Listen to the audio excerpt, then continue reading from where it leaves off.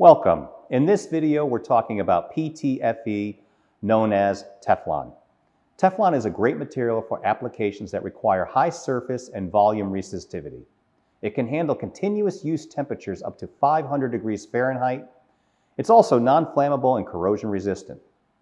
Compared to most other plastics, Teflon has the lowest dielectric constant and dissipation factor, and it's almost completely unaffected by chemicals.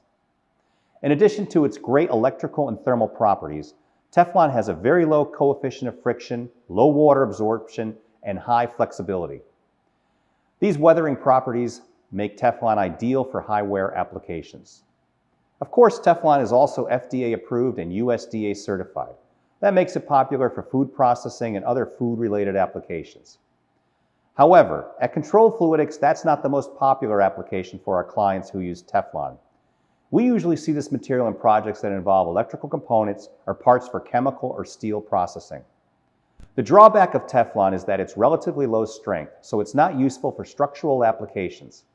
Additionally, it only comes in typical stock shapes and colors like black and white, and it's usually more expensive than other plastics. At Controlled Fluidics, we tell our clients that Teflon's heat and chemical resistant properties make it the perfect solution for a wide range of applications, but it's not right for every project. That's why it can be critical to consult with an experienced plastics expert.